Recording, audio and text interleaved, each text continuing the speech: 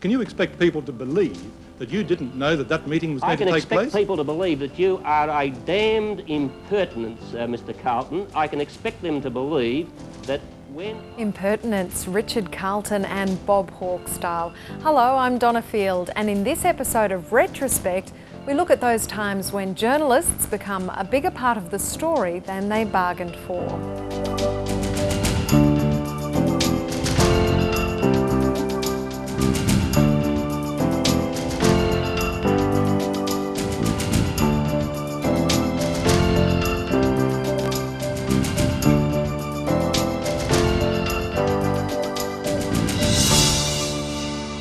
Being a journalist is a challenging job, and some days are more demanding than others.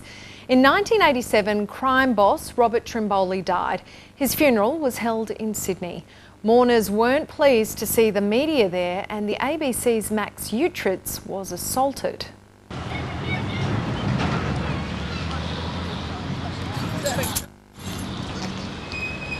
What are you trying to do?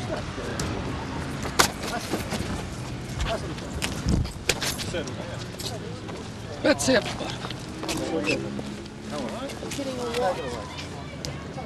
There's other cameras there too, mate.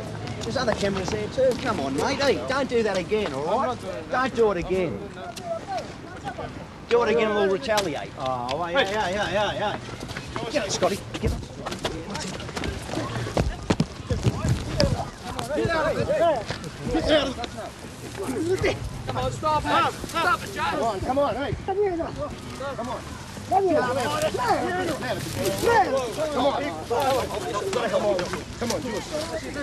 Come on, hey. Come on, stop it, stop it! Come on! Just let it go, right? Let it go. No. Why don't you let it go? Get Max. That's your photograph, Max. Film Max, mate. You come to bury an arsehole.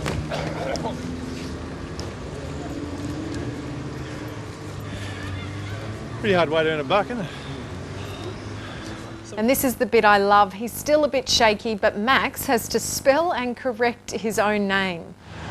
Who are they? Any identity on them? No identity, Terry. I wouldn't have a clue. I'd just say they're mourners of the Trimboli family, and I suppose that's the sort of behaviour you can expect from people of that calibre. They're on the nation. Yeah, mate. Thanks, bro. How do you spell your surname? UE. CH. UE. Sorry. UECH. TR. Journalists aren't always nice to each other either. In 2006, Australia's most prestigious journalism awards night, the Walkleys, produced a story of its own with a very public on-air confrontation. The Walkley Awards is the annual night of nights for the media industry, and this year the most outstanding performance came early in the evening. Now I think we have a very... The unscheduled entertainment was courtesy of News Limited political columnist Glenn Milne, who attacked Crikey.com founder Stephen Mayne. You are a disgrace. Thanks, buddy. Thank you. Thank you. Mr Mayne was left to recover with a joke. That is the former Sunday Telegraph political correspondent Glenn Milne.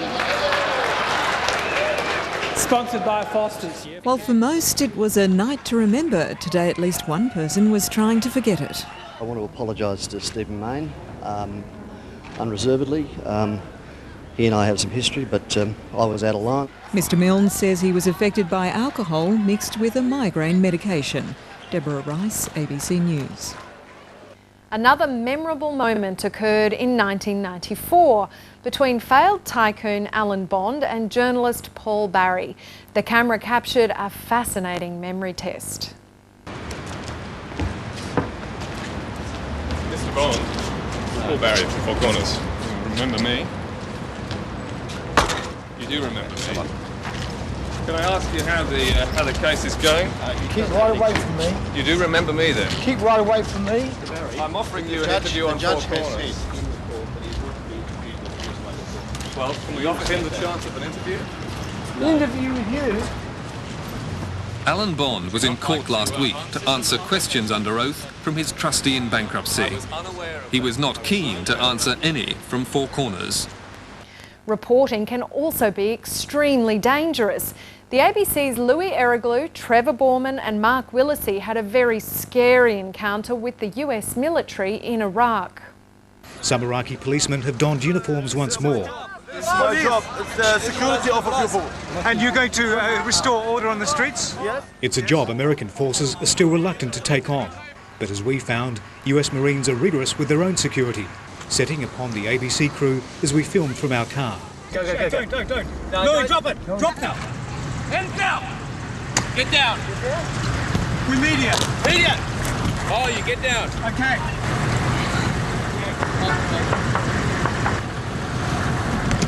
Hey, turn that off.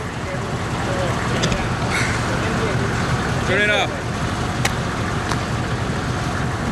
Got any weapons? I know. It's a demonstration of just how touchy the Americans are in this city. This war is far from over. Baghdad echoes to the sound of gunfire each day and night. And as the foreigners are finding, winning the peace will be much more difficult than winning the war. Not quite as life-threatening was an encounter in Darwin between the then 7:30 Report's Jeremy Thompson and Country Liberal Party Minister Max Ortman, who got very angry during an interview. This is what every politician must dream of, strangling a journalist with his own microphone cord. But in fact, it was no laughing matter. It was quite a painful ordeal. It all started off inoffensively enough. The 7:30 Report was researching a story on mangroves in Darwin Harbour and was having a look at the Bayview Haven estate, a canal development in the Surfers Paradise style that would remove a lot of the mangroves that make Darwin Harbour a rich fishery. It transpired the developer of Bayview Haven was a man who, I was told, had helped Mr Ortman win a seat in Parliament 3 years ago. Mr Ortman had, as a minister, approved the development. Mr Ortman has always been a straight shooter, and today was no different. He had already, in a morning interview, indicated his view of journalists. My view is the media is a very poor interpretation of the facts, but then again, people say to me that's the media's right, and I just always question how the poor public are supposed to make a responsible judgment of anything when all the information they get is through the media. During the 7:30 Report interview, no allegations of corruption were raised. Mr Ortman was asked if he thought there was a conflict of interest, that a man who had helped him with his campaign should be a recipient of government largesse. Mr Ortman admitted that the man had helped him in 1990, but the minister was not an enthusiastic participant in the exchange that followed. But do you reject then that the public could see your involvement with and the approval given to Bayview Haven as another, jobs for the boys? No, absolutely ridiculous. Anyone that puts that to air or states that publicly would have to be very careful. Why is that? Because I think you're trying to defame me. In what way, I'm sorry? You're trying to draw conclusions that are incorrect and way off mark. I'm not way off mark, and I reject it totally, and you can finish the interview now and get out. I'm not trying to say there was anything illegal happened whatsoever, but what I am... Out. But what I am saying... Out. Come on. You've had enough. Why is that? Because I reject, I don't like it. Now get out. Isn't this a bit of an overreaction, sir? No, I don't like being accused of the corruption you're talking about. I'm not talking about corruption. I'm not alleging. Come on, off you go. I'm not alleging any illegality. I'm not alleging any illegality whatsoever. Off you go. What about perceptions? Off you go. I don't care about perceptions. Come on, out. You've been ordered out of the minister's office, all right? Now get out. Now get out, and I mean get out. Okay, we're going. You garbage heap. Late today, the opposition was calling for Mr Ortman's head. A spokesman for the Northern Territory government said the minister was considering legal action. This reporter is too. The Northern Territory News later ran the headline, "Max didn't tug hard enough." Interviews don't always have to be so dramatic to be compelling viewing. In 1983, Richard Carlton interviewed the freshly appointed federal opposition leader Bob Hawke in what proved to be a memorable encounter. But now to Brisbane and Mr Bob Hawke. Mr Hawke, could I ask you whether you feel a little embarrassed tonight at the blood that's on your hands? You're not improving, are you? I thought you'd make a better start to the year than that.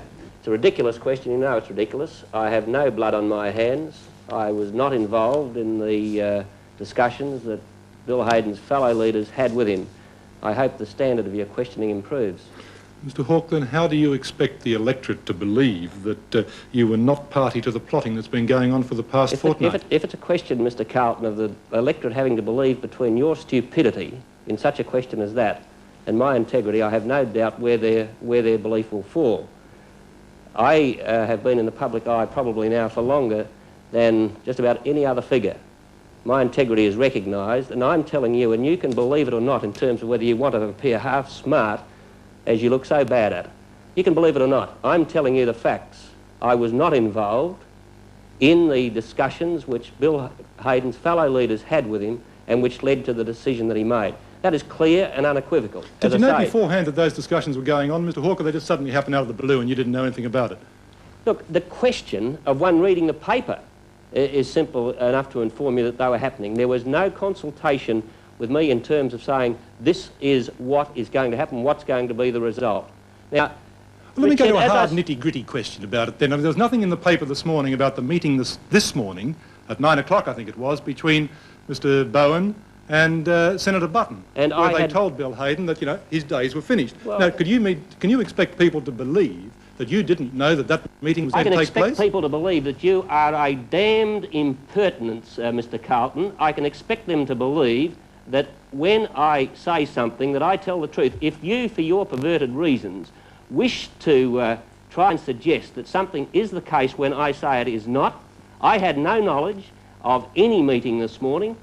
I had an indication yesterday that perhaps by the end of this week, Mr Hayden may make a decision. When I went into that executive this morning, I had no knowledge whatsoever that he was making his decision. Now, Mr Carlton, you can sit there with your silly quizzical face. You've got a reputation right around this country. Yeah, it's looking better still. You've got a reputation for your impertinence, your refusal to accept people at their face value, to try and ridicule the integrity of people. Now, I don't mind my integrity being on the line against yours. Mr Hawke, thank you very much. We'll come back to you in Brisbane later, if we may, to hear what your economic strategy might be in this matter. And that's Retrospect. I'm Donna Field. We here like romping through the ABC's archives and giving interesting material another broadcast. If there's something you'd like to see, please contact us. Thanks for your company. Coming up next time on Retrospect.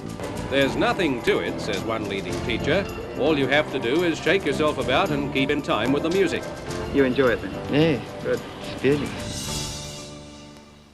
Friday on News.